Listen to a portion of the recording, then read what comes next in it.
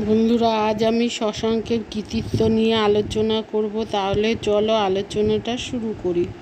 সপ্তম শতকের বাংলার ইতিহাসে গৌরাধিপ শশাঙ্ক অকস্মাৎ উল্কাপিণ্ডের মতো উদিত হয়ে কিছু সময়ের জন্য আপন কৃতিত্বের দ্বারা সমকালীন ইতিহাসে আলো ছড়িয়ে দেন।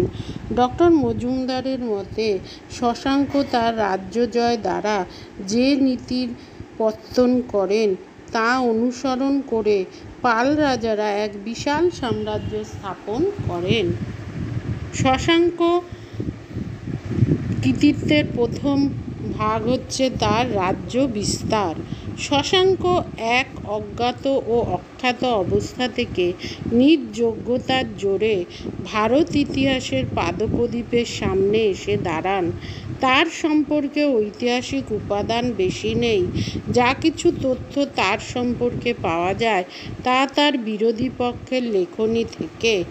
বাণভট্টের মতে তার প্রতি সহানুভূতিপূর্ণ কোনো সভাকবি তার ছিল না।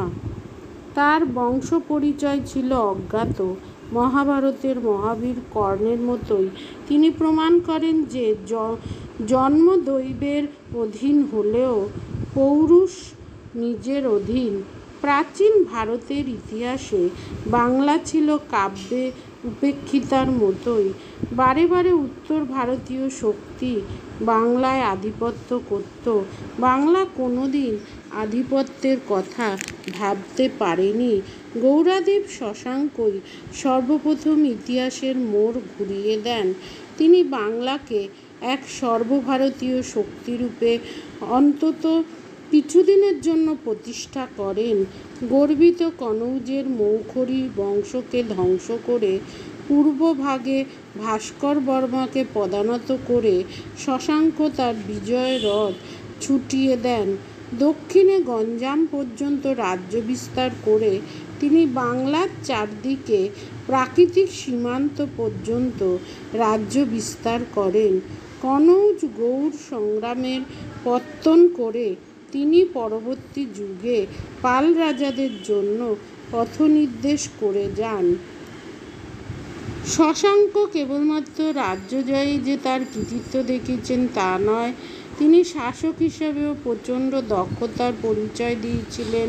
তিনি শুধুমাত্র দুঃসাহসিক অভিযানকার ছিলেন না, তার শাসন ব্যবস্থা সম্পর্কে বিশদে কিছু জানা না গেলেও তার প্রজাহিতৈষণা কম ছিল বলে মনে করা যায় না।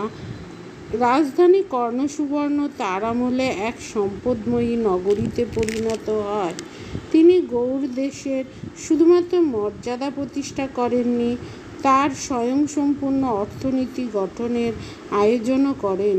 মেদিনীপুরের দাঁতন বা দণ্ডভুক্তি অঞ্চলে শশাঙ্কের দিঘি, স্থানীয় নাম শশাঙ্কের সাগর, জলসেচ ব্যবস্থার জন্য তার প্রচেষ্টার সাক্ষ্য দেয়।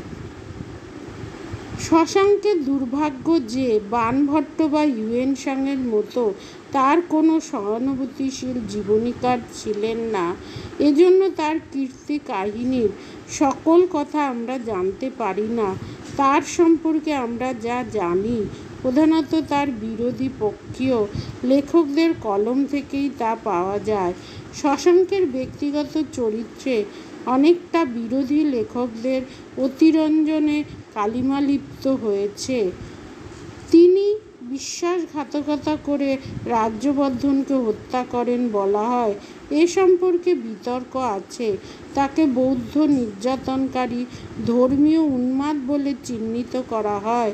শশাঙ্ক হয়তো বৌদ্ধদের নির্যাতন করেন, কিন্তু তার পশ্চাতে ধর্মীয় কারণ অপেক্ষা রাজনৈতিক ও অর্থনৈতিক কারণও থাকতে পারে।